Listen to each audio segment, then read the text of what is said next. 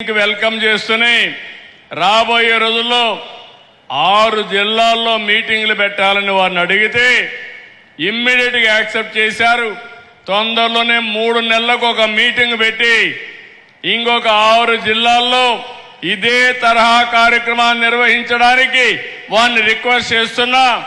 వారు వస్తారని చెప్పి కూడా ఆశిస్తున్నా. 2 ఏళ్లకు మునుపు అంతా చీకటి, విధ్వంసం. ఆ రోజు నేను గాని, పవన్ కళ్యాణ్ గారు గాని, ఇంకో పక్క నరేంద్ర మోడీ గారు ఒక ఎన్డీఏ ద్వారా మీకందరికి ఒక భరోసా ఇచ్చాం. రాష్ట్రాన్ని మళ్లీ పూర్వ వైభవం తీసుకొస్తామని చెప్పాం. చెప్పిన మాట ప్రకారం ముందుకు పోతే నేను 4వసారి ముఖ్యమంత్రి గాని ఎప్పుడూ చూడనటువంటి ఆర్థిక సంక్షోభాన్ని చూశాను. ఎక్కడ చూసినా సమస్యల సుడిగుండమే. ఈరోజు ఈ రాష్ట్రం బయటపడ్డామంటే దానికి కారణం కేంద్ర ప్రభుత్వం, ప్రధానమంత్రి నరేంద్ర మోడీ గారు. దానికి పూర్తిగా సహకరించిన ఏకైక వ్యక్తి నిర్మలా సీతారామన్ గారని చెప్పి మనస్ఫూర్తిగా మీ అందరికీ తెలియజేస్తున్నా. ఈరోజు అమరావతికి 15,000 కోట్ల రూపాయలు ఇచ్చి నిలిచిపోయిన అమరావతికి జీవం పోశారు. ఈరోజు మళ్ళీ బ్యాంకింగ్ కూడా అందరికీ చెప్పి డబ్బులు ఇప్పించే పరిస్థితికి వచ్చారు. రెండో పక్కన పోలవరం 12,157 కోట్లు ఇచ్చారు. ఈరోజు వారికి హామీ ఇస్తున్నాను. ఈ నర్సారావుపేట మీటింగ్లో 2027 మార్చి లోపల పూర్తి చేసి మొదటి ఫేజ్ ని జాతికి అంకితం చేసే బాధ్యత ఈ ప్రభుత్వం తీసుకుంటాం. తెలుగు వారి ఆత్మగౌరవంగా భావించే విశాఖపట్నం స్టీల్ ప్లాంట్ కి 11,440 కోట్లు ఇచ్చారు. ఇప్పుడు ఆ స్టీల్ ప్లాంట్ ని రివైవ్ చేసే పరిస్థితికి వచ్చాం. కేంద్రంలో సెంట్రలీ స్పాన్సర్ స్కీమ్స్ అన్ని కూడా డైవర్ట్ చేసి 90 స్కీమ్స్ ని రివైవ్ చేశాం. ఈరోజు జీరామ్జీ కింద 7,700 కోట్ల రూపాయలు వచ్చే పరిస్థితికి వచ్చింది. జల్ జీవన్ మిషన్ కింద 28,000 కోట్ల రూపాయలు తెచ్చుకోగలిగాం. రాయలసీమని హార్టికల్చర్ హబ్గా తయారు చేయడానికి 1,00,000 కోట్ల రూపాయలు పెట్టుబడులు పెడతాం. ఇందులో 40,000 కోట్ల రూపాయలు కేంద్ర సహకారంతో రుణం తెచ్చుకుంటున్నాం. కొంత గ్రాంట్ ఇచ్చారు. 60,000 కోట్ల రూపాయలు ప్రైవేటు పెట్టుబడులు వస్తాయి. ప్రపంచానికి ఒక గ్లోబల్ హబ్గా రాయలసీమ హార్టికల్చర్లో తయారవుతుంది.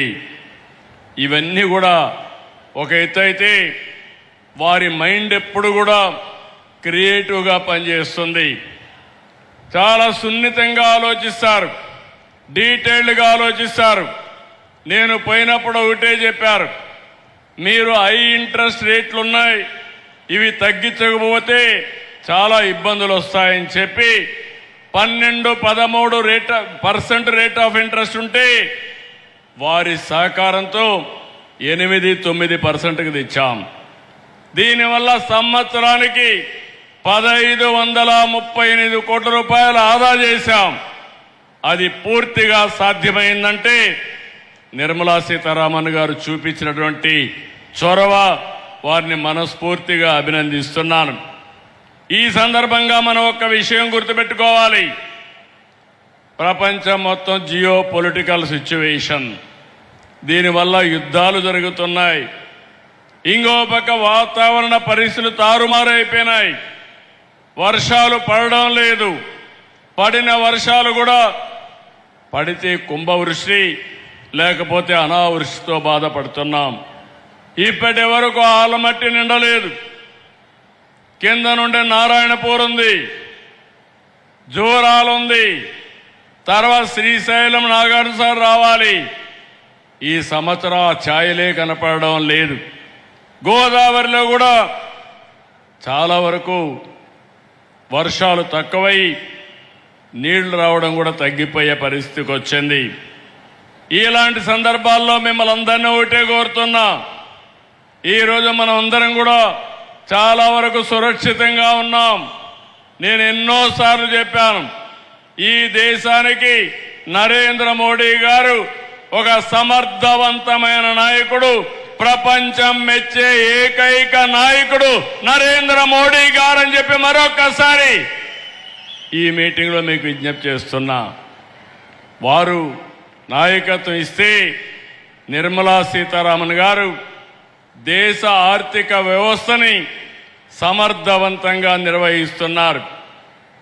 ఇలాంటి క్లిష్ట సమయంలో కూడా ఎక్కువ గ్రోత్ వచ్చే దేశం భారతదేశం. ఇన్ని సమస్యలు ఉన్నాయి, ఆ సమస్యల్ని అధిగమించడానికి అనునిత్యం కొత్త కొత్త ఇన్నోవేటివ్ ఐడియాస్తో ముందుకు తీసుకుపోయే పరిస్థితికి వచ్చారు. ఈరోజు ఇక్కడుండే ఆడబిడ్డలందరినీ ఒకటి కోరుతున్నాను, ఈరోజు నిర్మలా సీతారామన్ గారు ఒక ఆదర్శం, ఒక మహిళ ఆదర్శవంతంగా పనిచేస్తున్నారు. ఈరోజు దేశాన్ని సమర్థవంతంగా నడిపిస్తున్నారు. ఆ స్ఫూర్తినే తీసుకుని మా డాక్రా సంఘాలని 10 లక్షల సంఘాలున్నాయి, 1,10,00,000 మంది సభ్యులున్నారు. ఈ స్ఫూర్తితోనే 1 ఫ్యామిలీ 1 ఎంటర్‌ప్రెన్యూర్, ఒక్కొక్క కుటుంబానికి ఒక పారిశ్రామికవేత్త కావాలి. అది మా ఆడబిడ్డలతో స్టార్ట్ కావాలి. పోయిన సంవత్సరం 1,00,000 మంది ఎంఎస్ఎంఈలు పెట్టారు. ఈ సంవత్సరం 5 లక్షల మంది ఎంఎస్ఎంఈలుగా తయారు చేసే బాధ్యత ఈ ప్రభుత్వం తీసుకుంటుంది. దీనికోసం ఇప్పటికే మీరు ఒక్కసారి ఆలోచిస్తే దేశంలోనే నెంబర్ 1గా ఉన్నాం.